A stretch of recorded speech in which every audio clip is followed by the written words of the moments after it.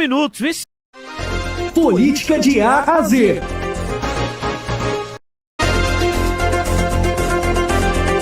Política de A a Z, chegando aqui no seu rádio, olha só. Hoje, um pouco diferente, vamos dizer assim, né? Nós estamos gravando essa conversa bem bacana, eu com o professor Marco Aurélio Freire, que já está aqui na ponta da linha, porque, meu amigo, a partir de hoje, né, nos nossos Políticas de A a Z, nós vamos trazer como foi, né, um resumo, uma retrospectiva, como foi um ano na política local, estadual e municipal, né? Então, a gente vai estar por aqui, temos aí até o fim do ano, hoje já é dia 17, temos mais 14 dias, e a gente sempre vai trazendo aqui uma retrospectiva sobre a política num todo, né? Tanto no nosso país quanto no nosso estado e no nosso município. E hoje a gente começa falando da Assembleia Legislativa de Pernambuco. Porque, meu amigo, que ano que foi esse, viu? Olha, teve de tudo por lá. E o professor Marco Aurélio Freire é que está chegando. Para não perder o costume, bom dia, professor!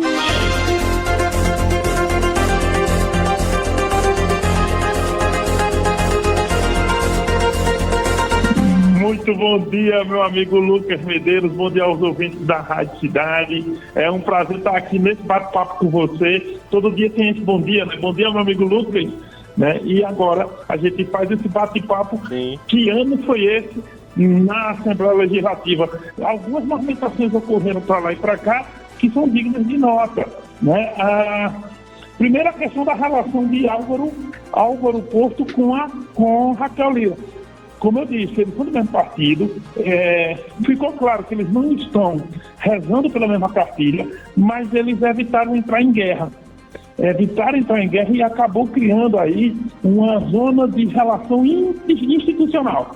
Eles conseguem fazer uma relação institucional, inclusive boa, em Minas Gerais, mas você vê claramente que eles não estão no mesmo time. E, mesmo assim, a relação do governo com a casa, Lucas, foi uma relação relativamente tranquila. A Raquel aprovou a maioria das coisas que jogou lá, que trouxe para lá, inclusive com votos da oposição, muitas vezes.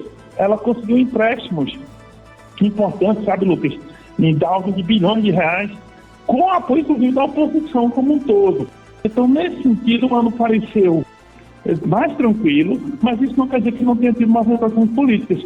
Talvez a maior delas foi a questão da eleição na Alep, né? Flávio Dino anulou a eleição e depois o plenário seguiu, né? Confirmou. Mas o Flávio Dino entendeu que a eleição não cumpriu o rito certo, porque ela só poderia ocorrer próximo do final do mandato. E o mandato na Assembleia, e nas câmaras também, sabe, Lucas, é de 2 anos. Então você elegeria, no caso, 2023, 2024 e em 25, 26 um outro biênio. O detalhe é que ainda no passado eles fizeram a eleição e essa eleição acabou. Eles conseguiram, o Álvaro foi reconduzido, Gustavo Gouveia foi reconduzido, mas demais assim. Foi com muita antecedência. Agora, o que o STF fez, né? Agora, nesse ano, o Flávio Dino disse, olha, não pode, e era preciso marcar a eleição entre dezembro e fevereiro. E aí, que é quando voltam do recesso. Aí o Álvaro Porto, depois da decisão ser realizada, ele disse, não, vou fazer logo no primeiro dia que puder, em dezembro. Então foi no dia 2. Segundo dia de dezembro, que dia 1 foi domingo, dia 2 foi uma segunda, ele realizou a eleição. Só que essa eleição deu o que falar e ela trouxe surpresa. Foi a única bate-chapa, né? Porque o resto dos cargos não teve bate-chapa. Álvaro foi reconduzido, só que ele diminuiu a votação. Na primeira vez ele foi praticamente por unanimidade. Na votação que foi anulada, ele passou dos 40 votos e dessa vez ele atingiu 37 votos. 12 deputados votaram nulo ou em branco. Agora, ele reconduziu. Só que o Gustavo Gouveia não. Gustavo Gouveia, que é primeiro secretário, e eu vou te dizer, depois da presidência é o cargo mais importante. Sim. Porque é o cargo que tem um cofre na mão. É um cargo que ele funciona como administrador da casa. Então é como se fosse o prefeito, sabe? numa cidade. Ele tem a administração que passa toda pelo primeiro secretário, e no caso, o Gustavo, ficou perceptível, Lucas, que Gustavo não gerou muitas insatisfações aqui, insatisfações ali, e aí o que ocorreu? O Francisco Pontes, ele entrou como? Na verdade, quem estava insatisfeito com o Gustavo Gouveia era Eduardo da Fonte, do PP, que é deputado federal. Oxi. É isso, a novela é essa. Vou explicar aqui para ti, que é o seguinte: o Gustavo Gouveia e os Gouveia como um todo tiveram muitas vitórias na Mata Norte e em alguns outros municípios. Tanto que a mulher de Gustavo foi eleita prefeita, também o Marcelo Gouveia, que é irmão dele, foi eleito na AMUP, né, presidente da AMUP, e eles ganharam muitas bases políticas, incluindo bases que eram do Eduardo da Fonte, de Dudu da Fonte. Dudu não gostou. E aí o que fez? Dudu tentou fazer um candidato contra Gustavo Gouveia na Alep, um candidato do PP, que é uma bancada grande. Era o Caio Maniçoba. Só que não deu. O Caio não conseguiu estruturar a sua candidatura, e aí o Dudu fez um segundo movimento, Lucas. Ele pegou e chamou o Francisco Pontes e disse: olha, Francisco, se você for, você tem os 8 votos do PP e você pode buscar os 12 votos do seu partido, o PSB. Aí o Francisco topou, só que o Francisco viu ao mesmo tempo o Sileno Guedes, que é deputado estadual também, e é o presidente do partido, do PSB, apoia Gustavo Gouveia. Mas o Francisco mesmo assim enfrentou. E aí, nesse embate, no primeiro turno, o Francisco já venceu o Gustavo Gouveia, fez 22 votos contra 20, só que precisava de 25. No segundo turno, o Francisco teve 26 votos e o Gustavo diminuiu de 20 para 19. Resultado, o Dudu da Fonte conseguiu o que queria, que foi diminuir o poder do grupo Gouveia. Misericórdia, está repercutindo em Brasília, né, professor, com o Dudu da Fonte. Ô, professor, o que nós tivemos também esse ano foram as eleições municipais, né, onde alguns deputados se elegeram, prefeitos e prefeitas, enfim. E isso também mexe na configuração da própria Alep. Mexe, sim. É outra coisa importante. Foi um ano que, por causa das eleições municipais, a disputa na casa nem foi. As disputas na casa nem foram tão importantes assim, como a gente já falou, mas as disputas fora dela foram bem importantes. Sim. Aí é que tá, professor. Vamos lá. Porque eu tava fazendo as minhas contas, que eu sou uma pessoa que faz muitas contas, né?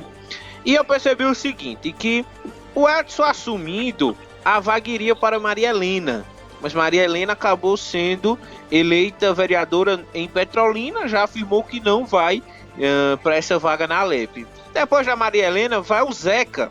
Sabe quem é o Zeca, né, professor? Foi eleito prefeito de Arco Verde. Sim. Certo? Sim. E o próximo da fila, Rafi Delon. Daqui de Caruaru, não é isso? Exatamente. Então Caruaru podendo ficar com 3 deputados, né? Porque já tem a Rosa Amorim, agora o Anderson Florencio e possivelmente o Rafi Delon. Aí a pergunta é, depende de quê? Boa, não é isso?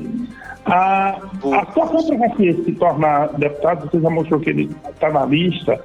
O ponto é o seguinte: se Antônio Coelho continuar na Secretaria de Turismo do Recife, porque essa é uma secretaria importante lá, é uma cidade de eventos, é uma cidade que tem aeroporto, é a cidade chave, né, para o turismo, porque a entrada é Recife.